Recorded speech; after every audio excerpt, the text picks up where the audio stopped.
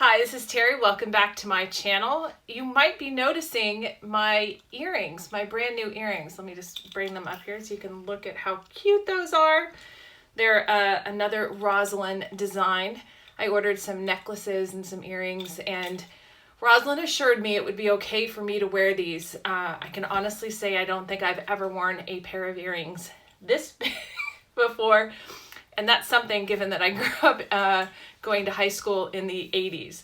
So anyway, but they're super fun and they're super cute, and they remind me to be a little bit lighthearted and whimsical during a pretty heavy time. So before we jump into Tuesday's grab bag, which is how I've labeled today, Rei, you just finished a book that is a fabulous book called God of the Hives? The God of the Hive. The God of the Hive by Laurie King, which is one of our favorite authors. And at the end, how did you feel at the end of that book, Rei? I mean, I adore the author. It was an interesting style. The perspective shifted a bit, like the narrator shifted more than in previous books, which was not unwelcome. It was just unfamiliar with the author. I almost didn't like how I know you like to read the last chapter of the book before you read the entire book. Yes. But I like to figure out, because this is a mystery series, I like to figure out what's happening as the characters do. Mm-hmm. I don't really like that dramatic irony. And this shifted to the perspective of the villain, or and so there was more dramatic irony that was introduced, which it was just a little unfamiliar with this author and stuff. Mm-hmm. But there are a couple characters. What's his bucket? Robert Goodman. Who is I adore him. in this book, and this is the only book we're going to talk about for those of you who are not interested in reading or hearing about the books that we read. But Robert Goodman in this character is one of my top five favorite characters in every book that I've ever read, and I have read a lot of books, and I'm so glad you finally got to meet him. Mm-hmm. Unfortunately, he doesn't come back in any of the other books, but that's a no. But yeah, I just talk about whimsy. I mean, he's a total whimsical character. So if you are looking for a series to read and you want one that's well written with a strong female protagonist, written by a woman who's based here in the San Francisco Bay Area, she's over in Watsonville, Santa Cruz-ish. Check out the books by Laurie King, starting with The Beekeeper's Apprentice. And I'm not a big Sherlock Holmes fan, but Sherlock Holmes is in here, but I really only care about Mary Russell. Oh yeah, definitely. So Saturday's video with Adam resonated with a lot of viewers in terms of a lot of you love your college-age teenage kids and really would like them to get the hell out. So thanks for the notes and thanks for the feedback. I really appreciate it. Speaking of which, the July 4th video where Adam challenged us to get 50 likes. We're at 35 likes. So if you want to see me get stoned with my son and record a video and share it out into the world, you might want to go watch that video and then like it. And we've got to do it. We've only got a couple more weeks before he goes down to school to San Diego. So any sort of wager on whether that's actually going to happen, Rei? I am staying out of this. It will be entertaining if it does happen. Yeah. My friend Lucilla wants to come over and watch, and I'm like, I don't know. We'd have to film it outside because of social distancing. So I'm continuing to be intentional with how we are spending our money so we can #ShiftEconomicPower and vote with our pocketbooks. And, as I continue to get stuff from Roz, largely because I love her stuff, but I also need to shake things up during these videos. I washed my hair Saturday. I didn't have time to do it, so I had to, spice up the look somehow. But I did get my stuff from Lamique. So this is Kim Roxy's company, and I need to watch her video so that I can better do my eyebrows. I have decent eyebrows, but This whole kit I'm pretty excited about. There's, you know, the ice stuff, and I got a brush and some eyebrow gel so my eyebrows stay intact. So I'm pretty excited about trying that. Probably be ordering some more vodka from Meru Vodka. We still haven't tried the pear stuff. I was a little disappointed in the response to the June challenge to buy from Black women-owned businesses.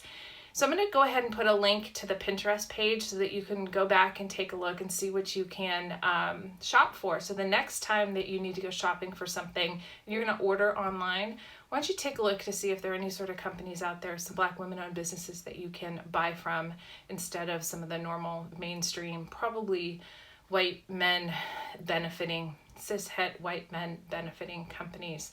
I'll continue to add Black women-owned businesses for you to shop from over time. And if you have some favorites, go ahead and send me a note. The links are all in the description on how to find me, and then I can continue to add those businesses to that page. With that same kind of theme in mind in terms of hashtag Shift to Economic Power, I am highlighting this month, probably one every 4 to 7 days, some of my Black women friends who are totally badass and I think you should know more about. So last week I started with Christina Jones, formerly president and co-founder of Court Buddy, and she is now CEO and founder of Guardian Lane, and just truly a delight, and I love what she's doing with Guardian Lane, so you're going to want to go check that out. I'll put a link in the description. And then this week I highlighted Monique Woodard, who I've known for several years, and she is a very impressive investor, angel investor, venture capitalist, and she sees opportunities and possibilities where others do not, and we need more investors and people in the world like Monique. So I will continue to highlight and share so that I can add them also to my Power Women board out on Pinterest as I'm doing research for Piloting to Power, my next book.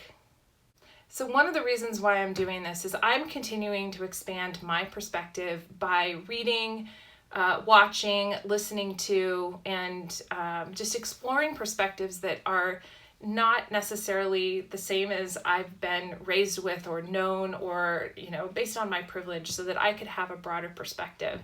And I really appreciate that Brad Feld, who is a VC or venture capitalist out of Colorado, Boulder, Colorado. He is the co-author of a book called Venture Deals, which it's right up there. It's one of those books that every investor and founder should have to understand how venture is structured.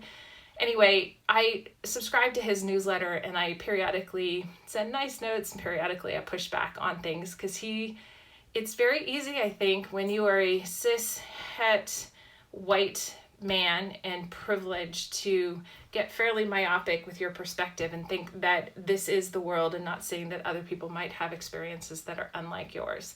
And so I push back on him and he's always super gracious with his responses. Back in the fall, I sent a copy of my book for him to have his wife Amy read, and it somehow got lost in the shuffle, and I pushed a couple of times. It was like, hey, have you had a chance to read it? And he hadn't. And then finally last week, after a pretty contentious exchange, but super gracious, he read the book and he said it was dynamite. And let me just tell you, he is not my target audience for Piloting Your Life. But he really enjoyed it, and he ended up writing about it in his newsletter, which I'll put a link in the description, about the importance of expanding perspective. And I appreciate his willingness to be open to something that doesn't relate to him at all. The messaging within Piloting Your Life is fairly universal. So I'm not surprised that he got something out of it. Plus, he's married to a woman who's in the midlife demographic. So hopefully he is able to be more, sympathetic to whatever his wife is going through and to the other women who are in this age group in his life. So I just want to say thank you to Brad for being a good ally and a good accomplice as we are trying to really level the playing field. As I continue to plug away on my client work, I'm a little sad that a video is coming out on 14 Juillet, aka Bastille Day. And Rei and I are supposed to be in France right now. We were supposed to be, I think, in Bordeaux celebrating 14 Juillet in a small... We're really avoiding all the fireworks and drunk people. Yeah, we were just going to be in a small area just enjoying being in France, celebrating, one of their national holidays.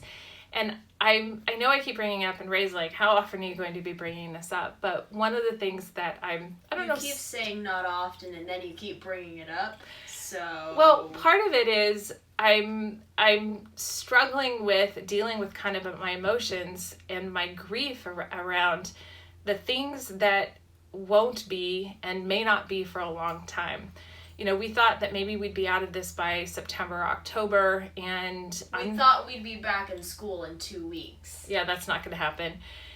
And it's not looking good. And some of the things that I read, it looks like 2022 is the earliest that we'll be able to create some new normal.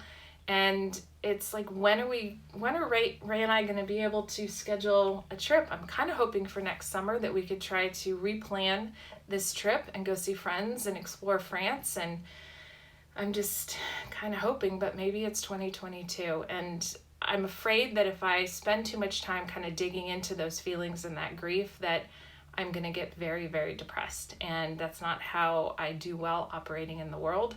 And so I'm kind of struggling with that, which is why I'm focusing a lot on self-care. I'm getting back out on the tennis court, and it was great. I got to play Friday, Saturday, and Sunday. My friend Anita came over from Oakland, and we played Saturday, and we're going to try to play every 2 weeks.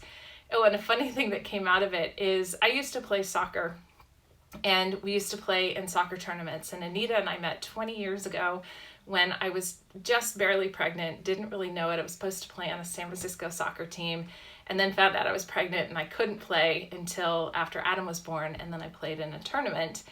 And Anita's 45, and she no longer plays, and both of us have shifted to tennis. And she's like, do you have one more tournament in you?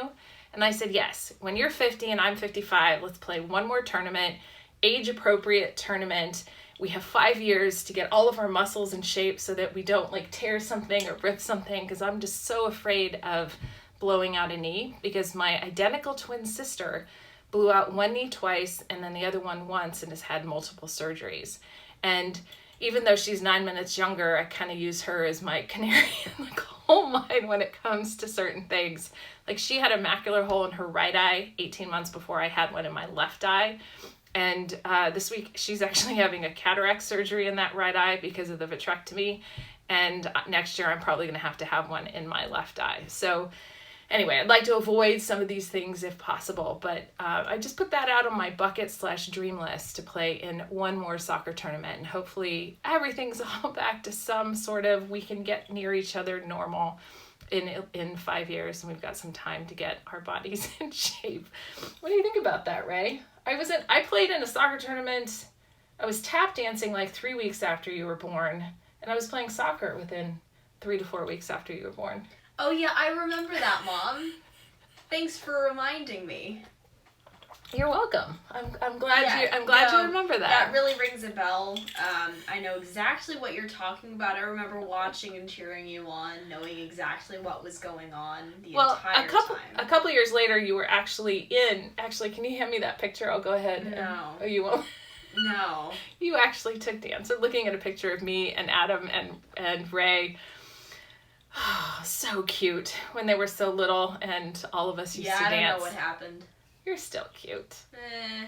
So anyway, I think I'm going to go ahead and wrap it up there. It's on a little bit of a positive note. So Rei, anything to add? You've been reading, which book are you reading now?